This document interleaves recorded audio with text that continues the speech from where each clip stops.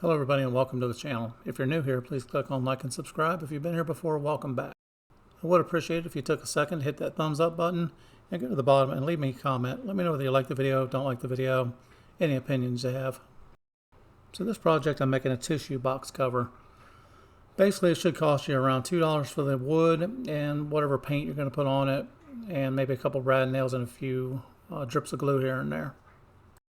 This is a fairly basic project, shouldn't be hard to do. Most beginners should be able to do this pretty easily. So what I did was measure the width of my box. It was 4.5 inches. My wood thickness is a 1/2 inch thick, so I went ahead and measured the board to 5.5 inches. That gives me enough room for the tissue box to fit snugly down the middle. If you want it to slide in a little bit better, you can add another 1/4 or 1/2 inch. It's up to you. The box is going to fit over the top of the tissues. So you want it to slide over it without getting stuck, but either way, it's basically just to make your tissues look better. Now my sides, I'm going to make them 4.5 inches because that's the width of my box. Again, if you want to make this a little bit bigger, just match the dimensions to what you want. And the same with, I'm going to make 2 sides on this. Now you could make solid boxes if you wanted to. My wife wanted me to make a couple little slats in here, so I'm just going to slat these once I get them cut. So I get them cut to size, and the first thing I need to do is to clean off the excess fuzz off the outside edges. Now I did run these pickets through a planer to get all the fuzz off the outside of them. You can sand them if you want to. You can leave them rough and rustic if you want. Depends on the look you're going for and the finished look. So that's basically what my box is going to look like. To rip this outside edge off, I'm going to use my table saw. I'm going to use a flat piece of aluminum here. You can use a level, anything you want. See how the wood is crooked? I want to touch the bar at as many places as I can, so I want the straightest edge that I've got to go up against my bar. That way when I slide my bar through with my wood, I'll end up with a nice clean edge on the other side. And when you're pushing this through, push the bar and the piece of wood through at the same time. Now I don't want to take off a lot. My height of my box was perfect, so I just want to nip that edge off. Then I'm going to flip it over and do the same thing, but this time I don't need the aluminum bar since I've got a nice straight edge to start with. I can just put these up against my fence, and again, I'm just taking the outside edge off to get rid of the rough edge on the outside. So a quick pre-assembly to make sure I cut my boards the right way. I want to cut this down about 1.5 inches. You can make them 1 inch, 2 inches, however big you want to make them. Again, I'm just kind of eyeballing this and figuring out what I want to do as I go. I know I want 2 gaps in here, so I'm going to cut the boards at 1.5 inches each, and then I'm going to cut 6 pieces total out of my sideboards. Make sure you cut the sideboards and make sure you cut them the right direction. Since I'm using fence picket material, it's usually not perfectly straight. If you're making this out of a hardwood or a different type of wood like a pine or something, you won't have those bows, but since I'm going for more of a rustic look, it's okay for what I'm doing with it. But I want to make sure I get my flat sides downward because it'll make it easier to cut. If I try to cut them bowed upward, I'll end up with more crooked cuts or harder to cut. So basically I'm turning the bow downward so it fits better on the table saw. So before I cut my bottom or my top, I'm going to go ahead and put my sides together. Now I'm just pre-assembling my clamps or getting them close to place. That way when I glue this together, I can snug it up and hold it in place. I'm not going to tighten the clamps really tight at the beginning. I'm basically just going to slide my pieces of glued wood in there and then clamp it gently so I can flip it over and do the other side. Once I get the other side done, then I'll tighten everything up. So once I get that halfway glued, I just snug it up to the point where I can actually pick it up, flip it over, make sure all my edges are lined up straight. Basically repeat the process. I'm just getting my clamps to where they're close, that way I can squeeze them tight, glue everything up, slide these in, clamp them down, snug them up, straighten up the edges, clamp them down tighter. If you wanted to, you could pop a couple brad nails in there, you could pin nail it, you could put some dowels in there if you wanted to. However you want to finish yours. I'm just going to glue mine up. I don't think it needs all that for being a tissue box cover. So I'm just measuring my bottom or my top, and I'll explain to you a little bit later why I'm saying bottom or top, because technically you can drop your tissue box down in this and hold it, or you can flip it over and cut a hole in the bottom of it, which I'll end up doing at the end. But I'll show you both ways of what you can do with it. So I'm cutting my bottom off, and I'm doing the same thing here. I'm cutting the edges off.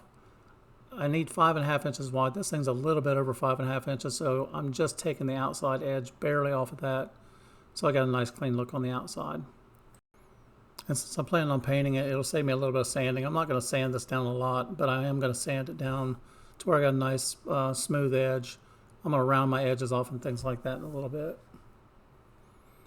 So once I get this thing glued in place, I'm going to take a couple clamps and just squeeze it down. Now again, I'm clamping this down because it's got a little bow in that piece.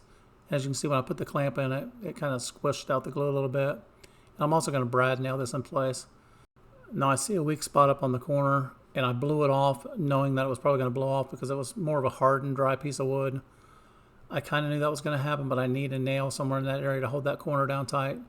So when it blew off, I just saved the piece, and as you can see me now gluing it back in to where it fits. So I've loosened up the clamps on technically the bottom of my box. I'm going to slide the middle pieces in now, so I'm just sliding those in. Those fit nice and snug. Since we cut them all at the same time, they should fit like a glove. If they don't fit like a glove, something's off a little bit. You may have to adjust your cut a little bit. And again, the clamps are just snug right now. They're not super tight. I don't need to over tighten this anyhow because I got a nice tight fit. I just snugged them up and then went back through after I wiped all the glue off and tightened them up. In a project like this, I would probably wait normally a couple hours to let the glue dry. Since I'm shooting a video here, I'm going to pull the clamps off pretty quickly and then do the tedious part of sanding. Now when I'm sanding this, I'm just hitting all the sides, making sure it's nice and flush everywhere.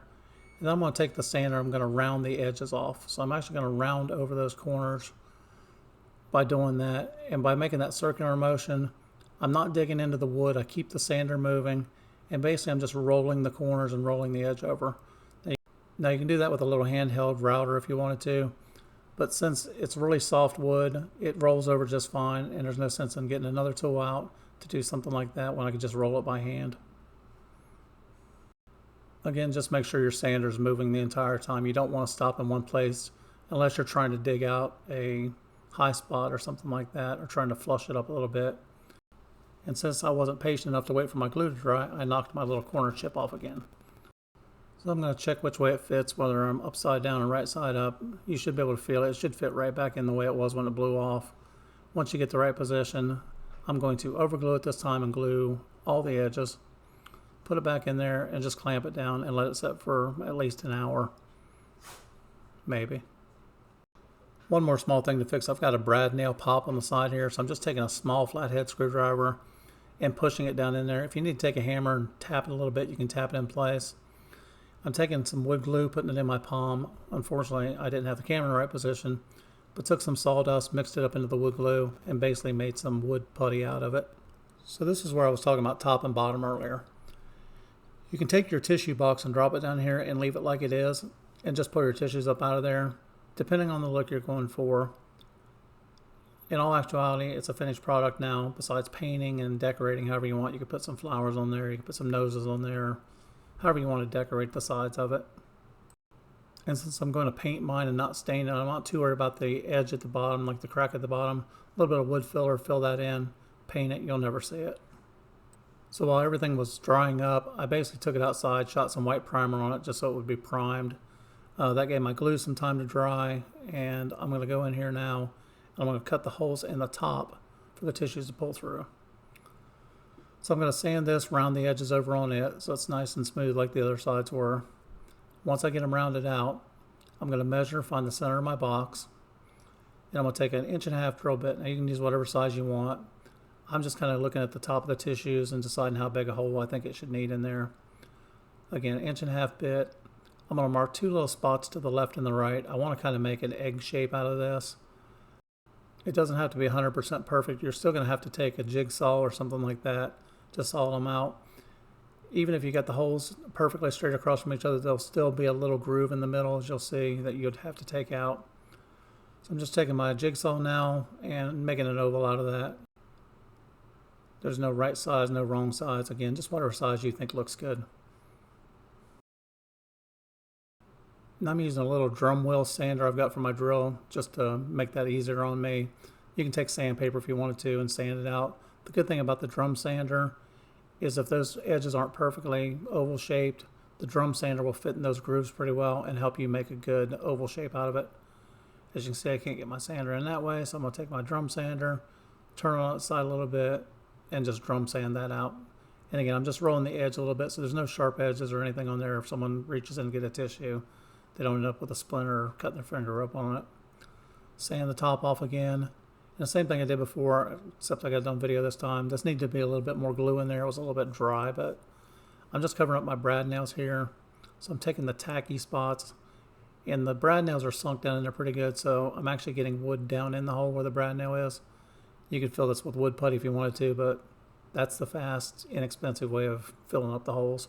A little light sanding over top of them, you won't be able to see the brad nail holes anymore. Then it's ready for paint. So I just shot that with a red just for giggles because that's what I had laying around. Again, you can paint that whatever color you want. You can decorate it whatever color you want.